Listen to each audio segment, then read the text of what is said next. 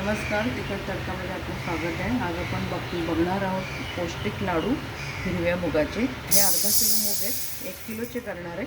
असेच अर्धा किलो परत भाजून घेणार आहे. तर आपण आता हे मंद गॅसवरती याला चांगले भाजून घेऊया. हे मूग आपले छान लालसर भाजून झालेले आहेत. तर आता आपण हे काढून घेऊया. तसेच बाकीचे उरलेले भाजून घेऊ. दोन मिक्स करून हे पूर्णपणे थंड होऊ द्यायचं आहे आणि मग आपण ह्याची मिक्सरमध्ये पूड करून घेऊया, म्हणजे पावडर. इथे आपले मूग छान गार झालेले आहेत. तर आपण हे मिक्सरमधून रवाळ पीठ करून घेऊया त्याचं. मग असं रवाळ आलं पाहिजे. आता भाजायचं म्हणून आपण कढईतच घालतोय. इथे आपलं मूग दळून झाले. 1 किलो अख्खे मूग होते. तर आता किती पीठ बसते ते बघूया. इथे आपण कपाने पण माप घेतोय. तर हा 1 कप, हा दुसरा कप, 3, 4, हे 5.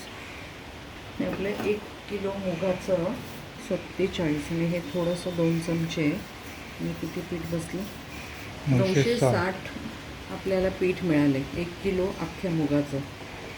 इथे आता आपण हे तूप घालतोय. मी 1 कप तूप घेतलं आहे. आपण बघू किती लागते आपल्याला.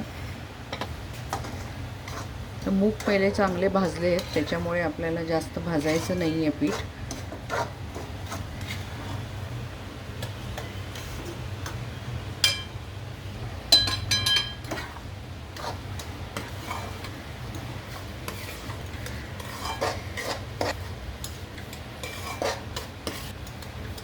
आपलं हे 950 ग्रॅम मुगाचं पीठ होतं. तर आपण याच्यामध्ये साधारण 400 ग्रॅम साखर घेणार आहोत.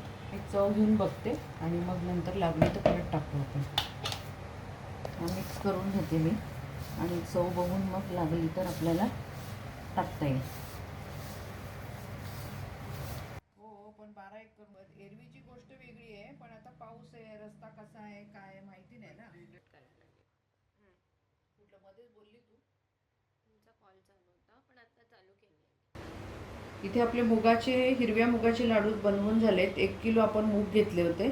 तर त्याचे साधारण आपल्याला 1300 ग्रॅम लाडू झालेले आहेत.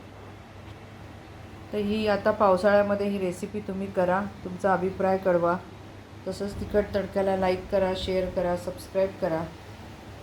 परत आपण भेटू अशाच एका छानशा रेसिपीबरोबर. धन्यवाद.